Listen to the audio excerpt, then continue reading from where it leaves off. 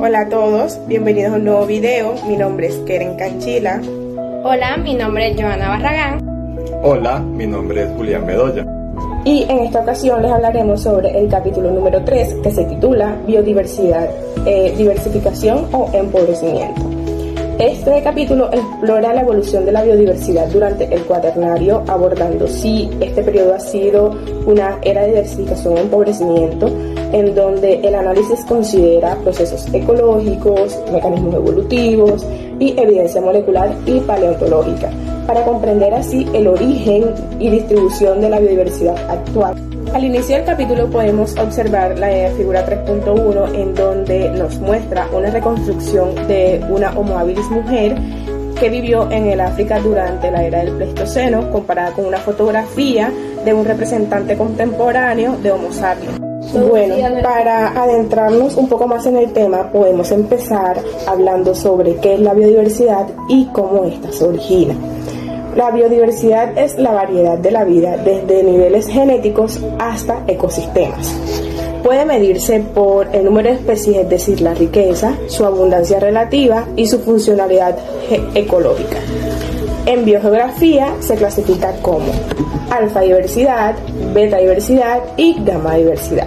En el documento nos presenta la figura 3.2, en donde nos habla sobre los procesos de generación en la biodiversidad, en donde tenemos tres espacios que son la especiación menos la extinción es igual a la diversificación.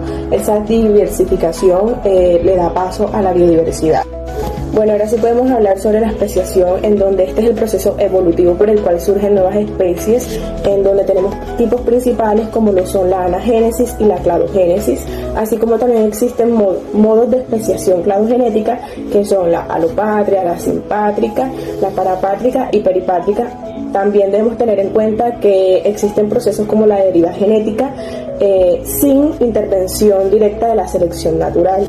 Luego sigue la imagen 3.3, en donde son los principales tipos de especiación cladogenética con las correspondientes etapas y diferenciación o segregación de nichos, en donde tenemos la alopátrica, que aquí se presenta una barrera geográfica, tenemos la simpátrica, que es el aislamiento dentro de una misma área, la parapátrica, que presentan un contacto mínimo, y por último la peripátrica, que es una pequeña población en donde se separa al borde de una periferia y esta evoluciona de manera diferente. Tenemos la figura 3.4, el cual nos presenta unos ejemplos de especies endémicas, las cuales son muy representativas. Debajo del nombre de cada isla se presenta el número total de especies, y las letras dentro de los mapas corresponden a las imágenes que están en la parte inferior, así como también podemos observar el pequeño mapa, y el punto rojo corresponde a la posición del archipiélago. Ahora podemos seguir con el tema de la extinción. Este puede ser total, es decir, filética o parcial, en donde la mayoría del conocimiento proviene del registro fósil, aunque es limitado. Nuevas técnicas moleculares permiten detectar especies mediante el ADN en sedimentos. En la figura 3.5 nos presentan los tipos de extinción observados en el registro fósil. Si observamos los que están en color azul, que son A, B, C, D y E, son las especies en desaparición. En el color naranja, que son la F, G, H, E, I, son las especies emergentes, y cada asterisco representa la marcación de los eventos de extinción. Ahora bien, hablemos sobre los gradientes latitudinales de biodiversidad. La biodiversidad disminuye del Ecuador hacia los polos, en donde existen hipótesis explicativas como lo son el gradiente de energía solar, la estabilidad climática tropical, mayor antigüedad y área tropical, y también la conservación del nicho y dispersión desde los trópicos. En el artículo se plantea revisar este enfoque desde una perspectiva menos eurocéntrica, considerando a los trópicos como norma y no como excepción. Bueno, ahora tenemos la figura 3.6, en el cual lo dividimos en dos, que es la parte superior. Tenemos los ejemplos de gradientes latitudinales de diversidad en plantas vasculares, y en la parte de abajo tenemos lo mismo pero en vertebrados. En la parte de abajo tenemos que los que están en color rojo es donde existe la mayor diversificación, y en azul la mínima diversificación.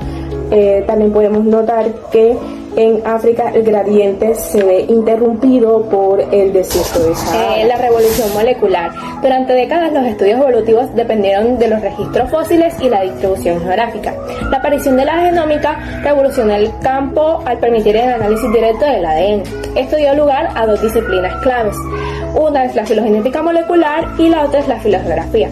La filogenética molecular es toda la reconstrucción de los árboles evolutivos con base a los genes y no a la morfología, ya que estos podían parecer muy ambiguos. Y la filogeografía es toda la proyección de estos árboles filogenéticos a mapas de distribución geográficas, revelando así las rutas de dispersión y diversificación. Conceptos claves que surgen a partir de esto es el reloj molecular.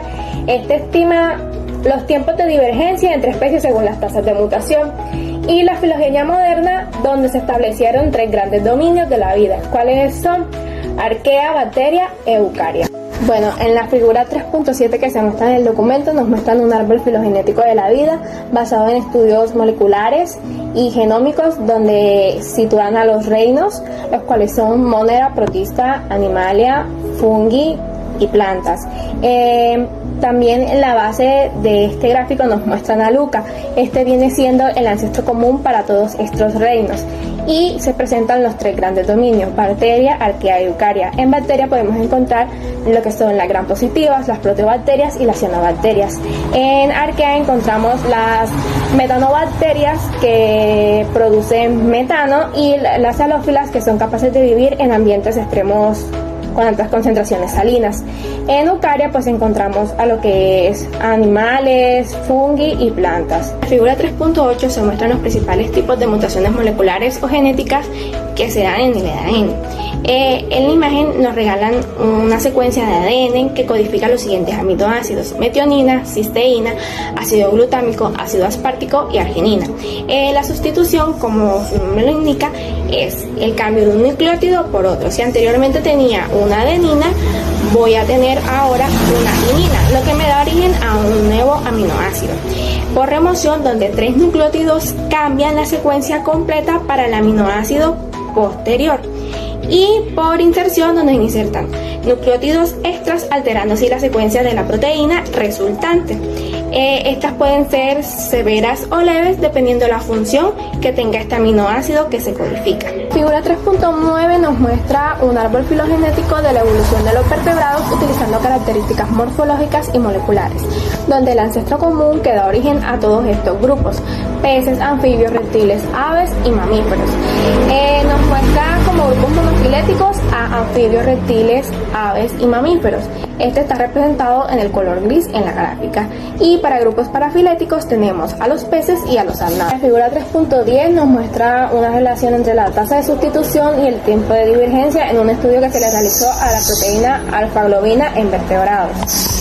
Teorías heterodoxas de la diversificación. Aunque la síntesis moderna, o sea, el neodarwinismo, domina la biología evolutiva, existen teorías alternativas a estas, en las cuales encontramos la teoría neutral de la biodiversidad, el equilibrio puntuado y la hipótesis de la reina roja. La teoría neutral de la biodiversidad, propuesta por Huber, dice que las especies son ecológicamente equivalentes y que la diversidad surge por procesos aleatorios tales como la extinción. El equilibrio puntuado, propuesto por Eldredge y Gould, dice que la evolución ocurre a ráfagas rápidas seguidas de estasis evolutivos.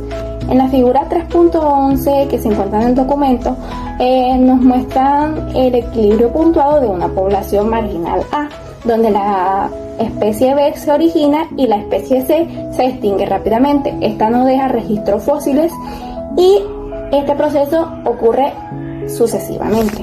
Microevolución en el cuaternario. La microevolución implica cambios dentro de las especies generando estructuras genéticas diversas en sus poblaciones. Un ejemplo de esto se ilustra en la figura 3.12 con el erice europeo, donde la divergencia genética marcada por refugio en las glaciaciones. Y en la figura 3.13 nos muestran el ejemplo de la Ipuris vulgaris, una planta acuática donde su lenta expansión favoreció la aparición de los linajes genéticamente diferenciados gracias a los periodos de glaciación. Estas diferencias pueden ser el paso previo para la especiación completa si surgen barreras reproductivas. Macroevolución en el cuaternario. Desafiando la idea de que el cuaternario fue una era pobre en evolución, numerosos linajes surgieron durante ese periodo.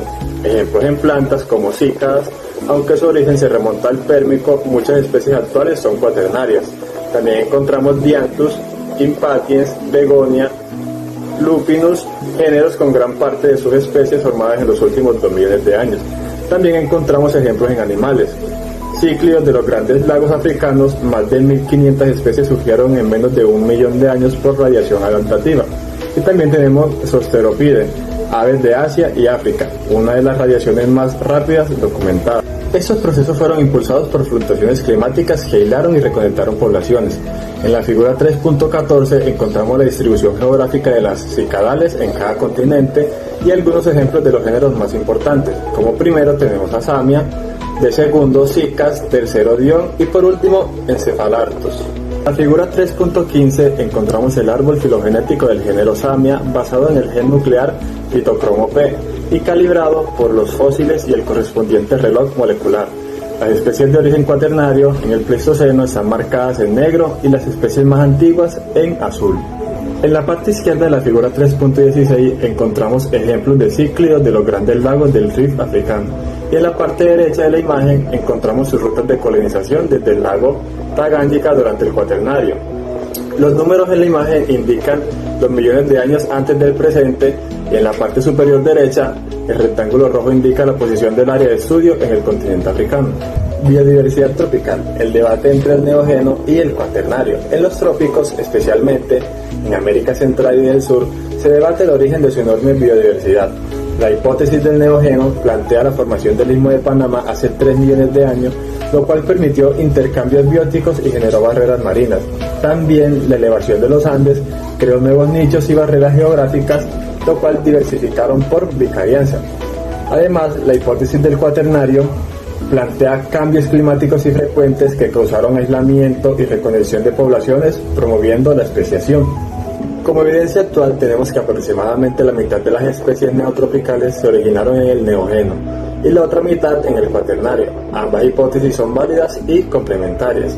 En la figura 3.17 nos muestra el mapa de los neotrópicos, el Istmo de Panamá y las tierras altas de Guayana. En la figura 3.18 encontramos los periodos y épocas del Cenozoico con la edad de cada límite en millones de años antes del presente.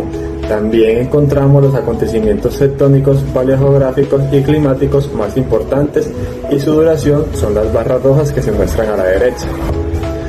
La figura 3.19 nos muestra la diversificación neotropical.